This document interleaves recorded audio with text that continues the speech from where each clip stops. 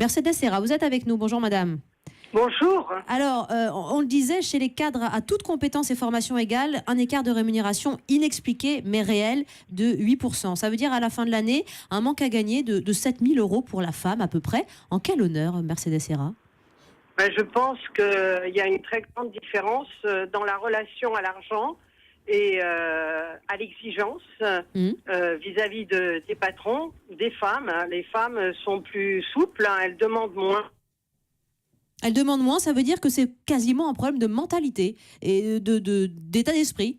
D'état d'esprit, Emmanuel Dutheil, c'est ce que nous dit Mercedes Serra. Alors, il y a sûrement plusieurs points, puisque quand vous regardez également cette étude de l'APEC, on se rend compte que plus l'équipe est étoffée, moins on trouve de femmes cadres à l'intérieur. Donc, il y a sûrement quand même aussi un phénomène où il y a ce plafond de verre, où les femmes ont toujours et encore, contrairement à ce qu'on pourrait croire et à ce qu'on pourrait dire, il y a toujours des difficultés pour elles à progresser. L'homme, peut-être encore dans l'inconscient collectif, parce qu'il y a beaucoup d'hommes au poste de commandement, laisse peut-être avancer un peu plus des hommes.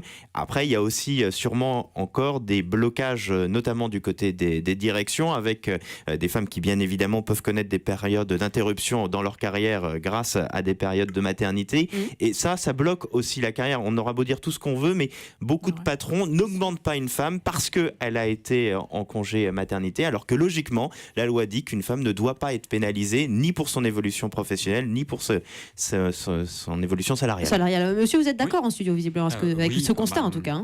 Bonjour. Oui, en plus un homme qui parle, qui est d'accord. Il y a beaucoup d'hommes qui réagissent à ce sujet. Oui. Je voulais juste poser une question. C'est pas tout à fait vrai pour la fonction publique, puisque là, on a souvent à compétences égales, salaire égaux. Oui, effectivement, mais parce qu'il y a des évolutions de carrière qui sont calées avec des niveaux qui progressent, j'ai presque envie de dire, sans lien avec des échelons sans lien avec une carrière professionnelle. Oui, on peut poser la question à Mercedes Serra qui nous a retrouvés. C'est pas tout à fait le cas dans la fonction publique, disait notre auditeur en studio, madame.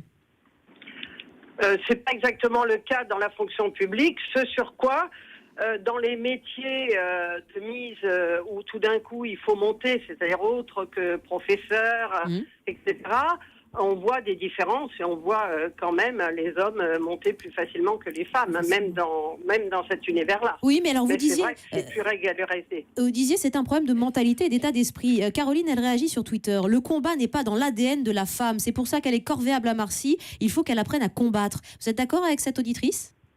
Malheureusement, oui. C'est-à-dire, je pense que vous avez raison. Il y a un plafond de verre. Il y a une vision de l'homme sur la femme.